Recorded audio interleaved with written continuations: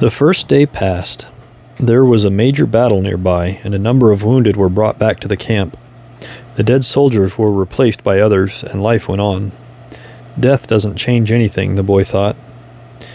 You could have died later on, a soldier said to the body of one of his companions. You could have died after peace had been declared, but in any case you were going to die. At the end of the day, the boy went looking for the alchemist, who had taken his falcon out into the desert. I still have no idea how to turn myself into the wind, the boy repeated. Remember what I told you. The world is only the visible aspect of God, and that what alchemy does is to bring spiritual perfection into contact with the material plane. What are you doing? Feeding my falcon. If I'm not able to turn myself into the wind, we're going to die, the boy said. Why feed your falcon? You're the one who may die, the alchemist said. I already know how to turn myself into the wind. On the second day, the boy climbed to the top of a cliff near the camp. The sentinels allowed him to go. They had already heard about the sorcerer who could turn himself into the wind, and they didn't want to go near him. In any case, the desert was impassable. He spent the entire afternoon of the second day looking out over the desert and listening to his heart. The boy knew the desert sensed his fear. They both spoke the same language. On the third day, the chief met with his officers. He called the alchemist to the meeting and said, Let's go see the boy who turns himself into the wind. Let's, the alchemist answered. The boy took them to the cliff where he had been on the previous day. He told them all to be seated. It's going to take a while, the boy said. We're in no hurry, the chief answered. We are men of the desert. The boy looked out at the horizon. There were mountains in the distance, and there were dunes, rocks, and plants that insisted on living where survival seemed impossible. There was the desert that he had wandered for so many months. Despite all that time, he knew only a small part of it. Within that small part, he had found an Englishman, caravans, tribal wars, and an oasis with 50,000 palm trees and 300 wells. What do you want here today? The desert asked him. Didn't you spend enough time looking at me yesterday? Somewhere you are holding the person I love, the boy said. So when I look out over your sands, I am also looking at her. I want to return to her, and I need your help so that I can turn myself into the wind. What is love? The desert asked. Love is the falcon's flight over your sands, because for him you are a green field, from which he always returns with game.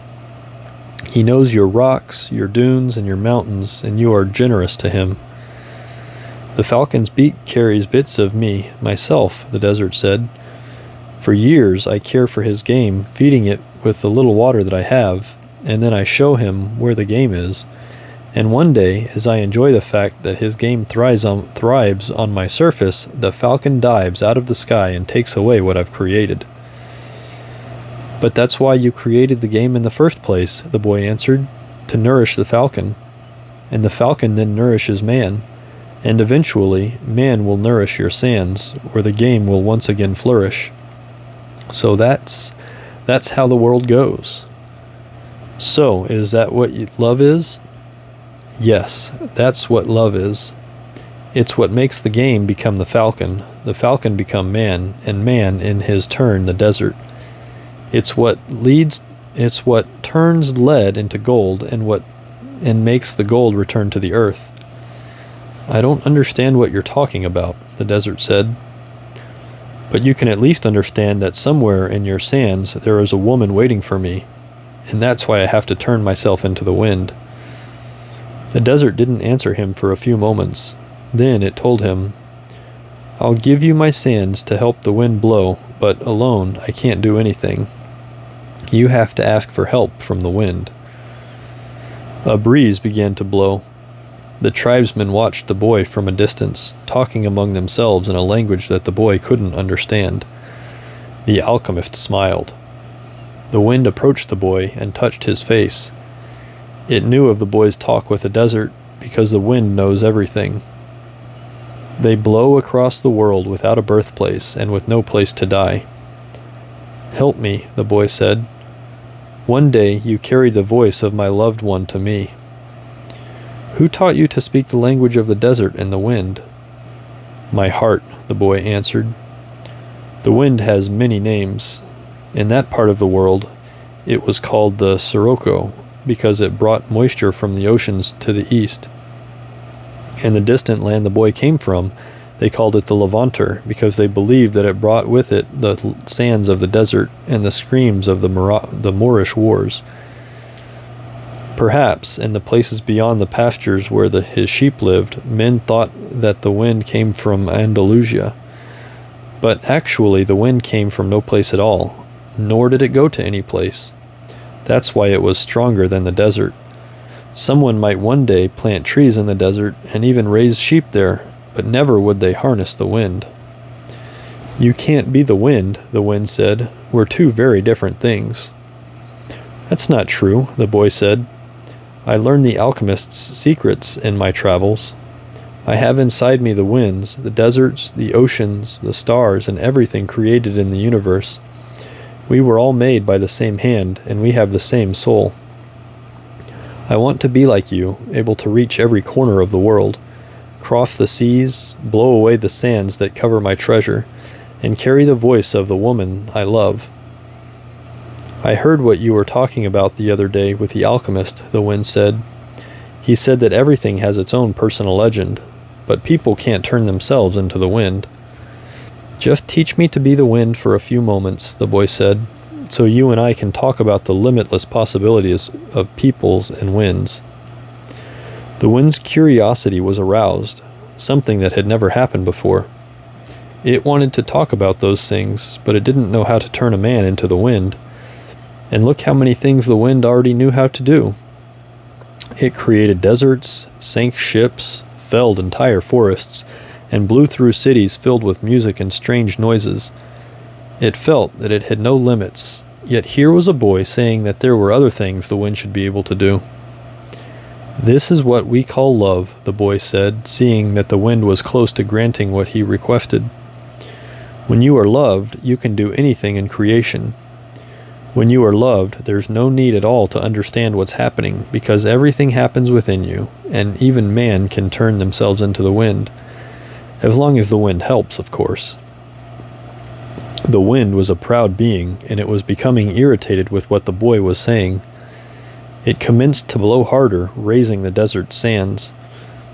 But finally, it had to recognize that, even making its way around the world, it didn't know how to turn a man into the wind, and it knew nothing about love. In my travels around the world, I've often seen people speaking of love and looking toward the heavens, the wind said, furious at having to acknowledge its own limitations. Maybe it's better to ask heaven. Well then, help me to do that, the boy said. Fill this place with a sandstorm so strong that it blots out the sun. Then I can look to heaven without blinding myself. So the wind blew with all its strength, and the sky was filled with sand. The sun was turned into a golden disk. At camp, it was difficult to see anything. The men of the desert were already familiar with that wind. They called it the Simum, and it was worse than a storm at sea. Their horses cried out, and all their weapons were filled with sand. On the heights, one of the commanders turned to the chief and said, "Maybe we had better end this." They could barely see the boy. Their faces were covered with the blue cloths, and their eyes showed fear. "Let's stop this," another commander said. "I want to see the greatness of Allah," the chief said with respect. "I want to see how a man turns himself into the wind." But he made a mental note of the names of the two men who had expressed their fear. As soon as the wind stopped, he was going to remove them from their commands, because true men of the desert are not afraid. "The wind told me that you know about love," the boy said to the sun. "If you know about love, you must also know about the soul of the world, because it's made of love." "From where I am," the sun said, "I can see the soul of the world. It communicates with my soul, and together we cause the planets to grow and the sheep to seek out shade. From where I am, and I'm a long way from Earth, I learned how to love. I know that if I came even a little bit closer to the Earth, everything there would die, and the soul of the world would no longer exist. So we contemplate each other, and we want each other, and I give it life and warmth, and it gives me my reason for living. So you know about love, the boy said. And I know about the soul of the world, because we have talked at great length to each other during this endless trip through the universe. It tells me that its greatest problem is that, up until now, only the minerals and vegetables understand that all things are one, that there's no need for iron to be the same as copper, or copper the same as gold. Each performs its own exact function as a unique being, and everything would be a symphony of peace if the hand that wrote all of this had stopped on the 5th day of creation. But there was a 6th day, the sun went on. You are wise, because you observe everything from a distance, the boy said, but you don't know about love. If there hadn't been a 6th day, man would not exist. Copper would always be just copper, and lead just lead. It's true that everything has its personal legend, but one day that personal legend will be realized. So each thing has to transform itself into something better, and to acquire a new personal legend, until someday the soul of the world becomes one thing only. The sun thought about that, and decided to shine more brightly. The wind, which was enjoying the conversation, started to blow with greater force, so that the sun would not blind the boy. This is why alchemy exists, the boy said, so that everyone will search for his treasure, find it, and then want to be better than he was in his former life. Lead will play its role until the world has no further need for lead, and then lead will have it to turn itself into gold. That's what alchemists do. They show that, when we strive to become better than we are, everything around us becomes better too. Well, why did you say that I don't know about love? The sun asked the boy. Because it's not love to be static like the desert, nor is it love to roam the world like the wind. And it's not love to see everything from a distance like you do. Love is the force that transforms and improves the soul of the world. When I first reached through to it, I thought the soul of the world was perfect. But later, I could see that it was like other aspects of creation, and had its own passions and wars. It is we who nourish the soul of the world, and the world we live in will be either better or worse, depending on whether we become better or worse. And that's where the power of love comes in. Because when we love, we also strive to become better than we are. So what do you want of me? The sun asked. I want you to help me turn myself into the wind, the boy answered. Nature knows me as the wisest being in creation, the sun said, but I don't know how to turn you into the wind. Then whom should I ask? The sun thought for a minute. The wind was listening closely and wanted to tell every corner of the world that the sun's wisdom had its limitations, that it was unable to deal with this boy who spoke the language of the world. Speak to the hand that wrote all, said the sun. The wind screamed with delight and blew harder than ever. The tents were being blown from their ties to the earth, and the animals were being freed from their tethers. On the cliff, the men clutched at each other as they sought to keep from being blown away. The boy turned to the hand that wrote all. As he did so, he sensed that the universe had fallen silent, and he decided not to speak. A current of love rushed from his heart, and the boy began to pray. It was a prayer that he had never said before, because it was a prayer without words or pleas. His prayer didn't give thanks for his sheep having found new pastures. It didn't ask that the boy be able to sell more crystal, and it didn't beseech that the woman he had met continue to await his return. In the silence, the boy understood that the desert, the wind, and the sun were also trying to understand the signs written by the hand, and were seeking to follow their paths, and to understand what had been written on a single emerald. He saw that omens were scattered throughout the earth and in space, and that there was no reason or significance attached to their appearance. He could see that not the deserts, nor the winds, nor the sun, nor people knew why they had been created, but that the hand had a reason for all of this, and that only the hand could perform miracles, or transform the sea into a desert, or a man into the wind, because only the hand understood that it was a larger design that had moved the universe to the point at which 6 days of creation had evolved into a masterwork.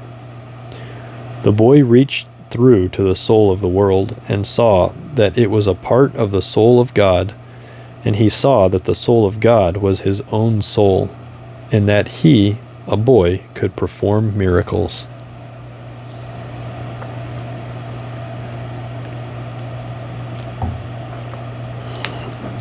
The Simum blew that day as it had never blown before.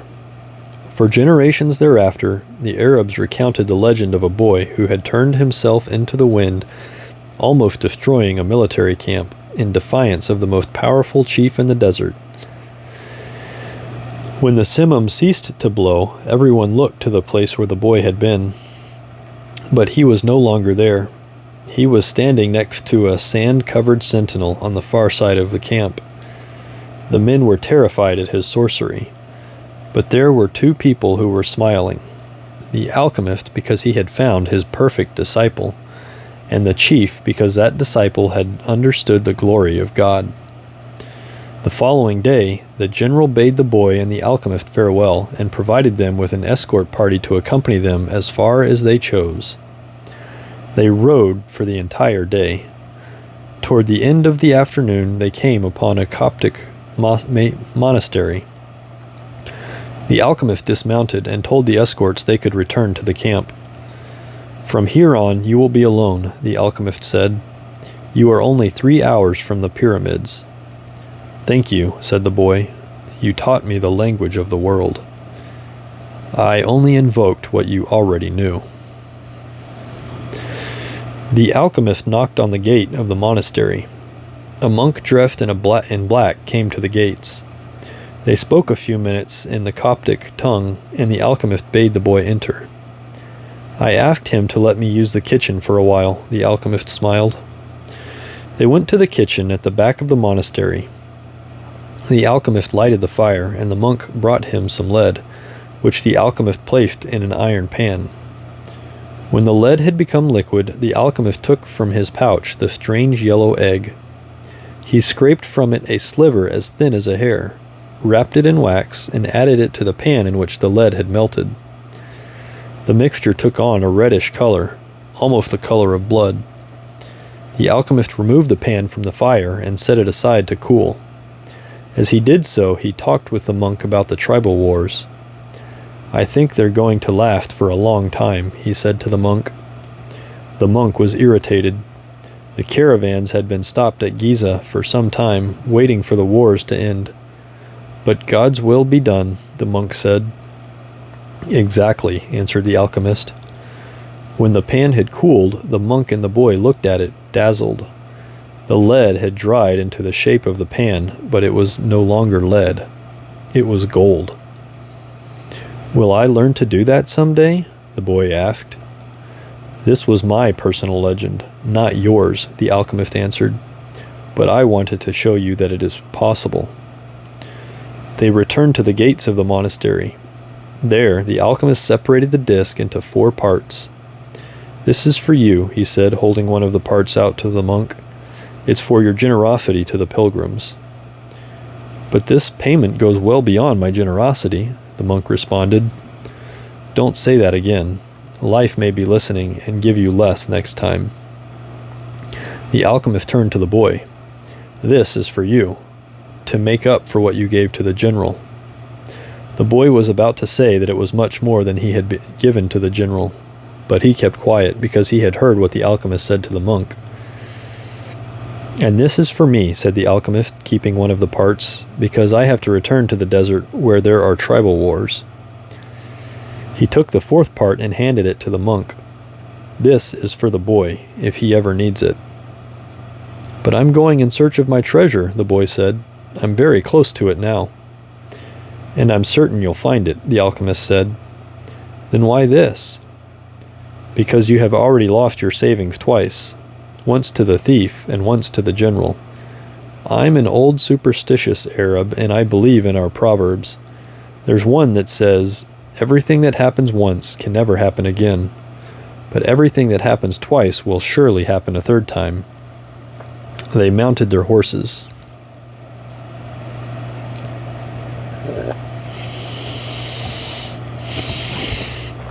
I want to tell you a story about dreams, said the alchemist. The boy brought his horse closer. In ancient Rome, at the time of Emperor Tiberius, there lived a good man who had 2 sons. One was in the military and had been sent to the most distant regions of the empire. The other son was a poet and delighted all of Rome with his beautiful verses. One night the father had a dream. An angel appeared to him and told him that the words of one of his sons would be learned and repeated throughout the world for all a generation to come. The father woke from his dream grateful and crying because life was generous and had revealed to him something any father would be proud to know. Shortly thereafter, the father died as he tried to save a child who was about to be crushed by the wheels of a chariot. Since he had lived his entire life in a manner that was correct and fair, he went directly to heaven, where he met the angel that had appeared in his dream. You were always a good man, the angel said to him. You lived your life in a loving way and died with dignity. I can now grant you any wish you desire. Life was good to me, the man said. When you appeared in my dream, I felt that all my efforts had been rewarded, because my son's poems will be read by men for generations to come. I don't want anything for myself, but any father would be proud of the fame achieved by one he had cared for as a child and educated as he grew up.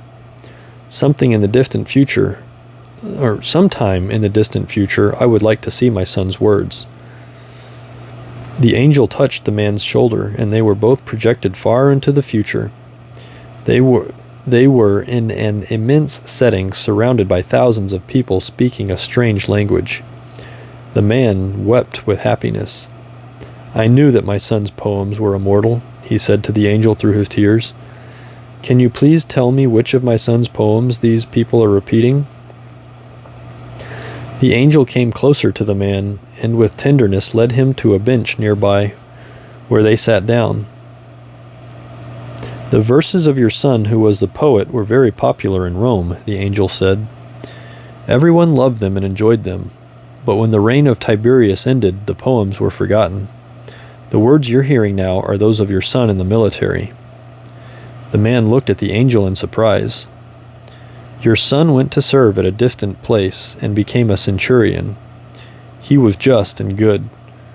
One afternoon, one of his servants fell ill, and it appeared that he would die. Your son had heard of a rabbi who was able to cure illness, and he rode out for days and days in search of this man. Along the way, he learned that the man he was seeking was a son of God. He met others who had been cured by him, and they instructed your son in the man's teachings. And so, despite the fact that he was a Roman centurion, he converted to their faith. Shortly thereafter, he reached the place where the man he was looking for was visiting. He told the man that one of his servants was gravely ill, and the rabbi made ready to go to his house with him.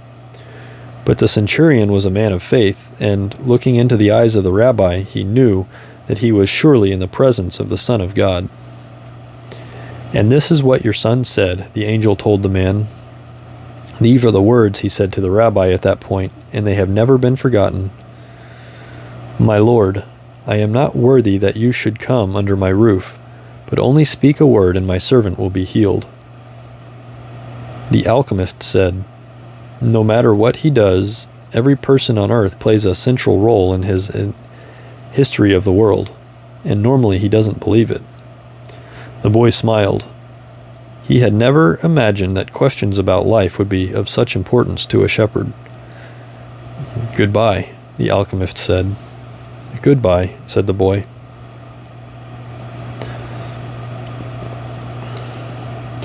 The boy rode along through the desert for several hours, listening avidly to what his heart had to say. It was his heart that would tell him where his treasure was hidden.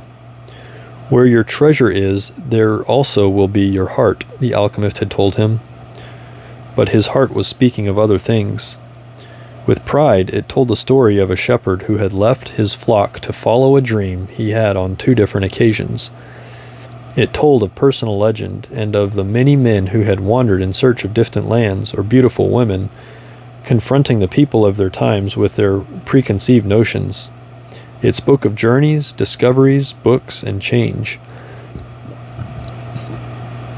As he was about to climb yet another dune, his heart whispered, "Be aware of the place where you are brought to tears. That's where I am, and that's where your treasure is." The boy climbed the dune slowly. A full moon rose again in the starry sky. It had been a month since he had set forth from the oasis. The moonlight cast shadows through the dunes, creating the appearance of a rolling sea. It reminded the boy of the day when that horse had reared in the desert and he had come to know the alchemist. And the moon fell on the desert's silence and on a man's journey in search of treasure. When he reached the top of the dune, his heart leapt. There, illuminated by the light of the moon and the brightness of the desert, stood the solemn and majestic pyramids of Egypt. The boy fell to his knees and wept. He thanked God for making him believe in his personal legend and for leading him to meet a king, a merchant, an Englishman, and an alchemist. And above all, for his having met a woman of the desert who had told him that love would never keep a man from his personal legend. If he wanted to, he could now return to the oasis, go back to Fatma, and live his life as a simple shepherd. After all, the alchemist continued to live in the desert, even though he understood the language of the world and knew how to transform lead into gold. He didn't need to demonstrate his science and art to anyone. The boy told himself that, on the way toward realizing his own personal legend, he had learned all he needed to know and had experienced everything he might have dreamed of. But here he was, at the point of finding his treasure, and he reminded himself that no project is completed until its objective has been achieved. The boy looked at the sands around him and saw that, where his tears had fallen, a scarab beetle was scuttling through the sand. During his time in the desert, he learned that, in Egypt, the scarab beetles are a symbol of God. Another omen. The boy began to dig into the dune. As he did so, he thought of what the crystal merchant had once said, that anyone could build a pyramid in his backyard. The boy could see now that he couldn't do so if he placed stone upon stone for the rest of his life. Throughout the night, the boy dug at the place he had chosen, but found nothing. He felt weighted down by the centuries of time since the pyramids had been built, but he didn't stop.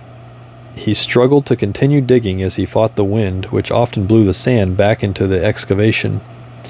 His hands were abraded and exhausted, but he listened to his heart. It had told him to dig where his tears fell. As he was attempting to pull out the rocks he encountered, he heard footsteps. Several figures approached him. Their backs were to the moonlight, and the boy could see neither their eyes nor their faces. "What are you doing here?" one of the figures demanded. Because he was terrified, the boy didn't answer. He had found where his treasure was and was frightened at what might happen. "We're refugees from the tribal wars, and we need money," the other figure said. "What are you hiding there?" "I'm not hiding anything," the boy answered. But one of them seized the boy and yanked him back out of the hole. Another, who was searching the boy's bag, found the piece of gold. "There's gold here," he said. The moon shone on the face of the Arab who had seized him, and in the man's eyes the boy saw death. "He's probably got more gold hidden in the ground." They made the boy continue digging, but he found nothing. As the sun rose, the man began to beat the boy. He was bruised and bleeding, his clothing was torn to shreds, and he felt that death was near. "What good is money to you if you're going to die? It's not often that money can save someone's life," the alchemist had said. Finally, the boy screamed at the men, "I'm digging for treasure." And, although his mouth was bleeding and swollen, he told his attackers that he had twice dreamed of a treasure hidden near the pyramids in Egypt. The man who appeared to be the leader of the group spoke to one of the others. "Leave him. He doesn't have anything else. He must have stolen this gold." The boy fell to the sand, nearly unconscious. The leader shook him and said, "We're leaving." But before they left, he came back to the boy and said, "You're not going to die.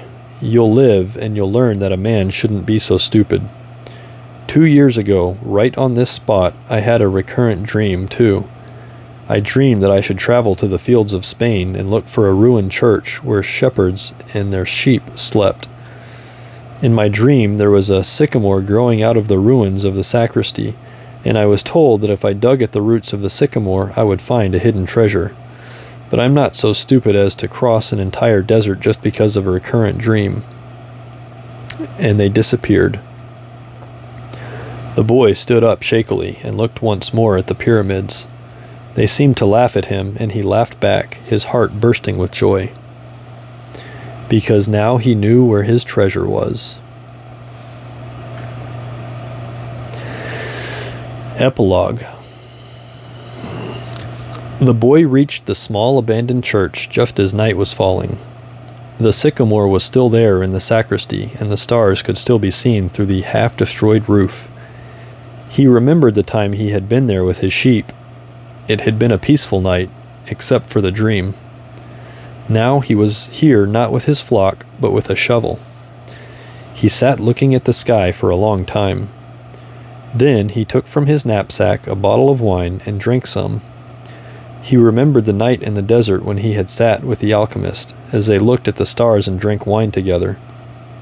He thought of the many roads he had traveled, and of the strange way God had chosen to show him his treasure.